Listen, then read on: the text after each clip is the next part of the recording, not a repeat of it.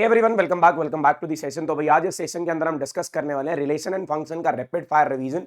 और 10 मिनट के अंदर हम आपको rapid fire revision of rapid revision of आपको रिलेशन फंक्शन कराने वाले हैं। तो ये वीडियो आपके लिए बहुत हेल्पफुल होने वाली है आने वाले बोर्ड एग्जाम के लिए। तो भाई शुरुआत करते हैं। अब ये रिलेशन और फंक्शन दो ही टॉपिक है इसके अंदर। क्या रिलेशन होता है, कितने टाइप के रिलेशन होते हैं, कैसे पहचाना जाता है रिलेशन, ये आपको बताने वाले हैं। क्या फंक्शन होता है, कितने टाइप के फंक्शन होते हैं, क्या उनके फॉर्मूलाज होते हैं, ये सब आपको बताने वाले हैं। तो पहले बात यार रिलेशन की करते हैं।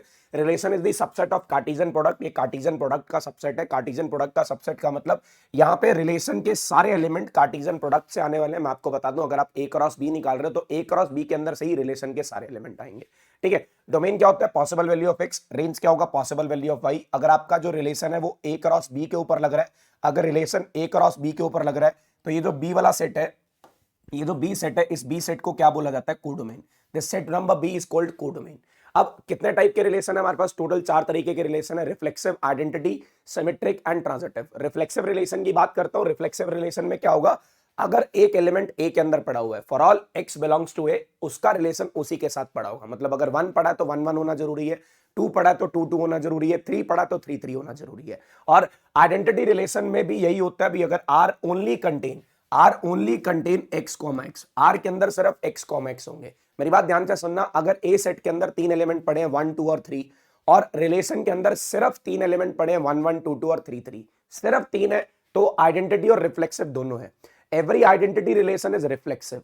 लेकिन 1 1 2 2 3 3 के अलावा कोई और एलिमेंट अगर आ जाता है, तो वो आइडेंटिटी रिलेशन नहीं रहेगा।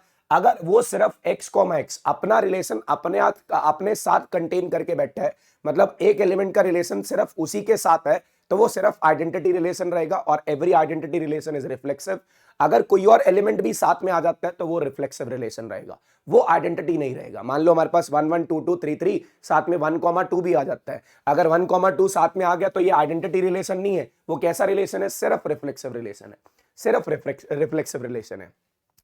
सिमेट्रिक रिलेशन में क्या होता है, अगर एक रिलेशन के अंदर x कॉमा वाई पड़ा हुआ है, सभी एलिमेंट के लिए चेक करना है, अगर एक रिलेशन के अंदर x कॉमा वाई पड़ा हुआ है तो उसका उल्टा एलिमेंट y कॉमा एक्स भी उसके अंदर होना चाहिए, उसका उल्टा एलिमेंट y कॉमा एक्स भी उसके अंदर होना चाहिए। फिर ट्रांजिटिव की बात करता हूं। ट्रांजिटिव में क्या होता है, अगर x कॉमा वाई पड़ा है, y कॉमा जेड पड़ा है, तो इसका पहला और आखिरी x और z भी होना चाहिए, इसका पहला और आखिरी x और z भी होना चाहिए।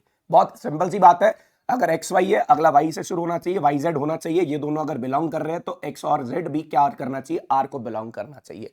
अब ये रैपिड फायर सिर्फ इन फॉर्मुलास की रिवीजन के लिए था। अगर एक रिलेशन ए क्रॉस ए पे लग रहा है और ए के अंदर एन एलिमेंट है, तो ए क्रॉस ए के अंदर कितने एलिमेंट होंगे, n into n, that is n square. आपका नंबर ऑफ रिलेशन का फॉर्मुला क्या रहेगा, 2 raise to power number of element in A cross A. A cross A में कितने एलिमेंट होंगे, एन स्क्वायर, तो 2 raise to power n square आ जाएगा। नंबर ऑफ रिफ्लेक्सिव रिलेशन की बात करता हूं, इसका फॉर्मुला क्या होगा, 2 raise to power n into n minus 1, 2 raise to power n into n minus 1। Number of symmetric relation का formula 2 raise to power n into n plus 1 divided by 2, 2 raise to power n into n plus 1 divided by 2। अब number of equivalence relation की बात करता हूं। अगर आपने equivalence relation निकालने तो आपको ये बेल ट्राइंगल बनाना पड़ेगा। पहले आपको 1 लिखना है, फिर उसके नीचे 1 रहेगा, 1 और 1 मिला के क्या होगा 2, फिर ये 2 आगे आएगा, 1 और 2 मिला के 3, 2 और 3 मिला के 5, 5 आगे रहेगा, 2 और 5 मिला के 7, 7 और 3 मिला के 10, फिर 15, ये 15 आगे, ये 15 और 5 मिला के 20, ये 27 हुआ, ये 37 हुआ, इनको मिला के 52 हुआ। लेकिन अगर ए सेट के अंदर एक एलिमेंट पड़ा हुआ है, अगर ए सेट के अंदर एक एलिमेंट है तो नंबर ऑफ इक्विवेलेंस रिलेशन 1, 2 है तो 2, अगर 3 एलिमेंट है तो number of equivalence relation 5, 4 element है तो number of equivalence relation 15, 5 element है तो नंबर ऑफ इक्विवेलेंस रिलेशन 52। ये आखिरी वाला एलिमेंट आपने देखना है, ये आखिरी वाला एलिमेंट आपने देखना है। आप लोग कमेंट बॉक्स में बता देना, अगर नंबर ऑफ एलिमेंट 6 होंगे, अगर नंबर ऑफ एलिमेंट 6 होंगे तो कितने इक्विवेलेंस रिलेशन होंगे, तो इसके अंदर कितने इक्विवेलेंस रिलेशन होंगे, ये आपको कमेंट बॉक्स में बताना है याद से। ठीक है, फिर अब चलते यार फंक्शन की तरफ। फंक्शन में होता क्या है, हर एक प्री इमेज की सिर्फ एक सिंगल इमेज होगी। हर एक प्री इमेज की, अगर मान लो मैं फिर बता रहा हूं, यहां से एक सिंपल सी बात कर रहा हूं, हर एक प्री इमेज की अपनी सिंगल इमेज होगी। मतलब एक प्री इमेज की 2 इमेजेस नहीं हो सकती। फंक्शन के अंदर एक प्री इमेज की 2 इमेजेस नहीं हो सकती। और अगर मान लो ए के अंदर n एलिमेंट्स है और बी के अंदर m एलिमेंट्स है और function is from A to B, इसके नंबर ऑफ फंक्शन कैसे निकलेंगे, m raise to power n। इसके नंबर ऑफ फंक्शन कैसे निकलेंगे, m raise to power n। ये याद रखना, m raise to power n will give you the number of function. फिर अब बात करते हैं इंजेक्टिव फंक्शन की। इंजेक्टिव फंक्शन क्या होता है? वन वन फंक्शन होता है। वन वन फंक्शन क्या होता है भाई? हर एक प्री इमेज की अपनी डिफरेंट इमेज है, हर एक प्री इमेज की अपनी डिफरेंट इमेज है। उसके लिए आपको क्या चाहिए होगा? ये जो m है ना, m, ये m जो है वो n से बड़ा होना चाहिए। ये जो m है ये किससे बड़ा होना चाहिए? इस n से बड़ा होना चाहिए। m should be greater than equal to n, m should be greater than equal to n।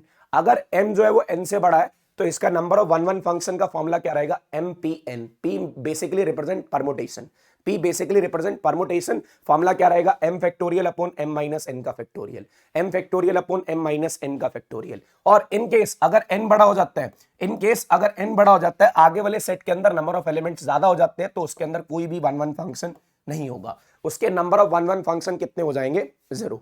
उसके number of one one function कितने हो जाएंगे? 0।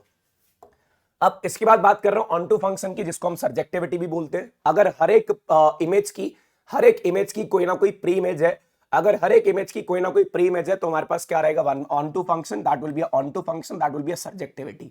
इसके अंदर रेंज और कोडोमेन क्या होने चाहिए? इक्वल। अगर आपका फंक्शन ए टू बी है, अगर आपका फंक्शन ए टू बी है, तो इस बी को क्या बोलते हैं? कोडोमेन। इस बी को क्या बोलते हैं? कोडोमेन। और रेंज क्या होता है? Possible value of y. Range क्या होता है? Possible value of y. और आप ये पॉसिबल वैल्यू ऑफ वाई कैसे निकाल लोगे? आप ये पॉसिबल वैल्यू ऑफ वाई कैसे निकाल लोगे? fx को y के बराबर लेट करके। आप पॉसिबल वैल्यू ऑफ y कैसे निकाल लोगे? fx को y के बराबर लेट करके। ठीक है, और ये याद रखना, मैथमेटिक्स में दो चीजें कभी पॉसिबल नहीं होती। अंडर रूट के अंदर कभी नेगेटिव नहीं आना चाहिए, और समथिंग बाय डिनोमिनेटर के अंदर जीरो नहीं आनी चाहिए, डिनोमिनेटर के अंदर जीरो नहीं आनी चाहिए। अब बात करता हूं बाइजेक्टिव फंक्शन की। बाइजेक्टिव फंक्शन वो होता है ऐसा फंक्शन जो इंजेक्टिव और सर्जेक्टिव दोनों होता है। ऐसा फंक्शन जो वन वन और ऑन टू दोनों होता है, ऐसा फंक्शन जो वन वन और ऑन टू दोनों होता है, उसको बाइजेक्टिव फंक्शन बोलते हैं। अब मैं आपको क्या बोल रहा हूं, अगर एक फंक्शन ए से लेके बी तक है, और ए के अंदर n एलिमेंट्स है और बी के अंदर m एलिमेंट्स हैं, मतलब दोनों के अंदर जो एलिमेंट्स हैं वो डिफरेंट डिफरेंट भी हो सकते हैं, सेम भी हो सकते हैं, लेकिन बाइजेक्टिव फंक्शन तभी एग्जिस्ट करेगा अगर दोनों के नंबर ऑफ एलिमेंट्स इक्वल है। बाइजेक्टिव फंक्शन तभी एग्जिस्ट करेगा जब दोनों के नंबर ऑफ एलिमेंट्स इक्वल है। अगर दोनों के एलिमेंट्स इक्वल है तो number of bijective function is either m factorial और n factorial, either m factorial और n फैक्टोरियल। लेकिन अगर ये दोनों एलिमेंट्स इक्वल नहीं है, तो अगर ये दोनों एलिमेंट्स इक्वल नहीं है, तो number of bijective function will become 0। The number of bijective function will become 0। यहां पे कोई भी बाइजेक्टिव फंक्शन नहीं रहने वाला। ठीक है, तो अब यहां से हमने कौन सा फॉर्मूला नहीं करा? Number of onto function का कोई भी फॉर्मूला आपको याद करने की जरूरत नहीं है। नंबर ऑफ ट्रांजिटिव रिलेशन का कोई भी फॉर्मूला आपको याद करने की जरूरत नहीं है। अब मुझे आप लोगों ने कमेंट बॉक्स में बताना है भी अगर n इज इक्वल टू 6 हो जाएगा तो नंबर ऑफ इक्विवेलेंस रिलेशन कितने होंगे? आपको 52 को आगे रखना है, ऐड करते हुए जाना है, और जो आखिरी एलिमेंट होगा वो आपको बताना है, ताकि आपका बेल ट्रायंगल कंप्लीट हो जाए। ठीक है, तो इसके बाद हमारा रिलेशन फंक्शन पूरा कंप्लीट हो जाता है, और ये सारे फॉर्मुलाज आपके साथ डिस्कस हो गए। इसी तरीके से रिप्रेजेंट करा के आना, बढ़िया तरीके से फोड़ के आना, क्योंकि रिलेशन फंक्शन आपको 6 नंबर देने वाला है। बाकी चैप्टर भी बहुत जल्दी अपलोड हो जाएंगे, ताकि आप लोग बढ़िया तरीके से रिवीजन करके बोर्ड एग्जाम के अंदर फोड़ सको। तो एक बार वीडियो को लाइक कर देना, कमेंट कर देना, और आंसर बता देना, और चैनल को सब्सक्राइब कर लेना। फोड़ के आएंगे बोर्ड एग्जाम के अंदर। Thank you very much.